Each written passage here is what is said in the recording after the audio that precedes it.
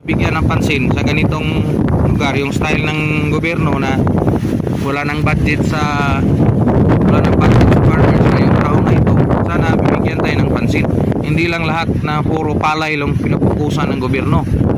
Yung palay gumagastos din yan, yung gulay gumagastos din. Sana pagbigyan din ng budget yung mga agrikultura. Kaya ito hindi lang napakasimple.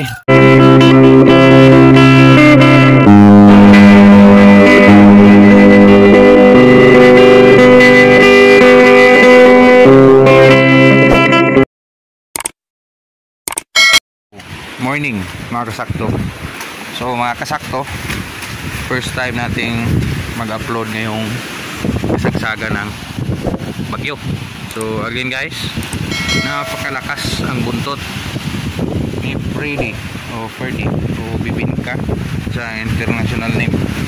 So sad to say, pumunta tayo sa ating tanim ngayong umaga. So yan yung ating depensa ng habagat, ating improvised Madrid cacao. Tayo na yung nagtanim dyan. So pansin nyo, napaka lakas talaga ng hangin. Yung doon sa taas natin, pansin natin yung mga buko natin. So marami nang nalaglag. So yan yung ating wind catcher.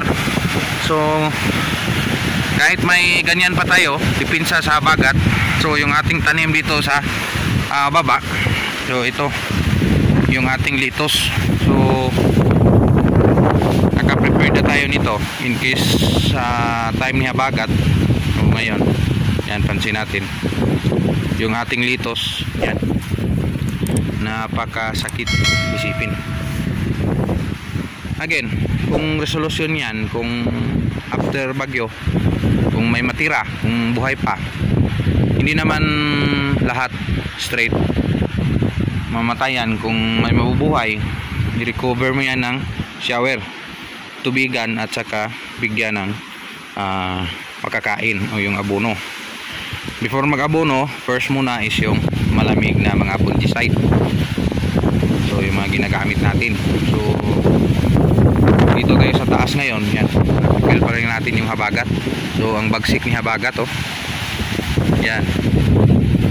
So punta tayo mamaya sa ating Chinese cabbage doon. Ano yung nangyari, yung ating kambing hindi nalabas yun.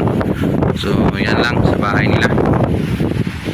So ito yung pinakasaklap na mangyari kung magpa-farming tayo pag may ganitong panahon. So i-check natin lahat nating tanim dito sa taas rin. Dito hindi pa natin ito nataniman. It's because busy pa. So maraming lumabas na mga damo. So after siguro ng bagyo, makapagtanim tayo dito, bunga pa rin. So bunga yung atin, kasi hindi yung area na yan is hindi talaga lahat patamaan ng habagat. So yung ating carrots, check, time check yung ating carrots mga kasakto.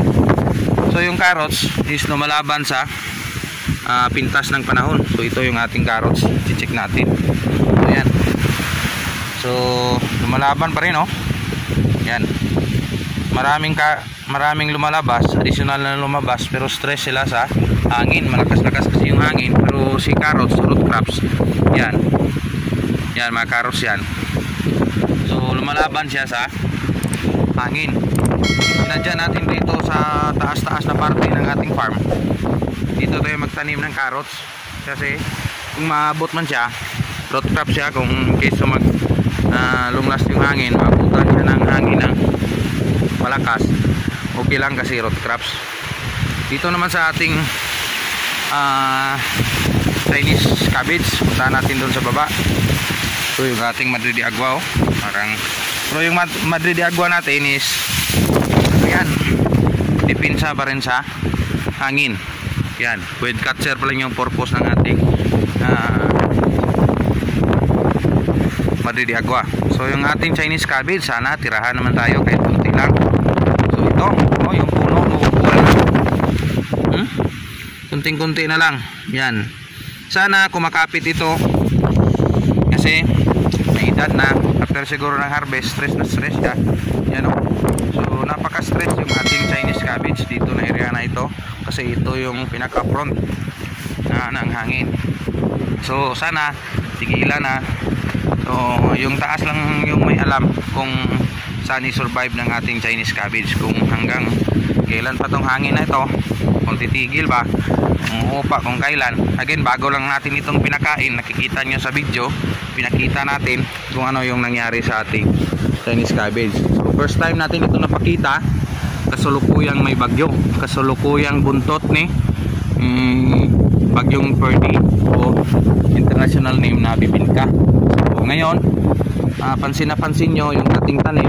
So hindi naman siya straight na tamaan, pero sa kanyang itsura, stress na stress siya sa hangin.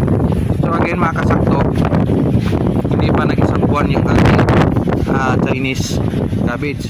So pagrating ng isang buwan, tirahan naman natin ito na pang-apat na fertilizer. So ganitong scenario siguro, ganitong panahon. So iwan ko kung makapagbigay pa ba tayo, kasi dito luging-lugi na tayo dito kasi bago natin ito pinakain, bago bumagyo pinapakain natin to. So ganito na yung itsura niya.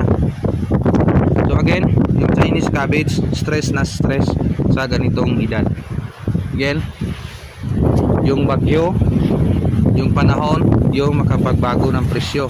Kasi yung market ng Chinese cabbage dito ngayon is murang-mura because sumabay pa yung ating vulkan. Sakit isipin sa tayong nagtatanim yung ganito. So nagtawag naman tayo ng doon sa ating local government ng ayuda. So i-insured sana ito, kaso wala na daw budget sa January pa next year. So napakasakit sa farmers kung ganito may kalamidad. So kung maano yung tanim mo, wala talaga. Yung finofokusan nila sa gobyerno is yung government ano lang, yung palay. So paano naman tayo yung magugulay? So yung magugulay is kawawa talaga. Yan, yung ating sitwasyon ng ating Chinese cabbage ngayon. So stress na stress siya. Sana matirahan tayo, makabawi sa gastos at makatanim ulit. Yun lang ang simpleng pangarap ng isang farmers sa kanyang tanim. Kung hindi man naabot sa tamang presyo, good quality, may maibigay tayo sa ating mga buyers. Maganda, kahit hindi maganda, at least yung kabayan nila is makabili tayo ng pataba at makatanim ulit. So yun ang pinaka main target ni farmers. Yan, tuloy pa rin ang lakas at ang pagsik ni Bibingka sa ating lugar. So yan, isipin na ganitong nagtatanim, tayo pa rin yung kawawa. So sana mabigyan ng pansin sa ganitong lugar, yung style ng gobyerno na wala nang budget sa farmers ngayong taon na ito. Sana bibigyan tayo ng pansin. Hindi lang lahat na puro palay lang pinupukusan ng gobyerno. Yung palay, gumagastos din yan. Yung gulay, gumagastos din. So sana pagbigyan din ng budget yung mga agrikultura. Kaya nito, yung ating tanim. So yun lang ang hinihingi ni farmers. May matira kapag tanim ulit. Yun lang. Wala na yung ating pagpapalagputo ito. Hindi na natin nakuha kasi natural yan. Kung sa farmers na tiyak may hinihin, kung kahit anong sipag mo, kung ganito walang suporta sa ating local government, so hirap talaga. So wala na ating mga farmers dito, hindi lang sa atin, sa buong Pilipinas. So pinapanawagan na natin tayo na tumulong sa ating kapwa farmers para maihatid yung tamang balita kung ano talagang nangyayari sa ating magsasaka o magugulay. Yan lang una ating update dito sa ating area, Canlaon City, Negros Oriental. Magpasalamat at mag-iwan ng salita. Yung vulkan lang, takot-takot na yung sinasabi nila, yung hindi nila alam yung bagyo yung tumapos sa ating tanim. So salamat, Insakto TV.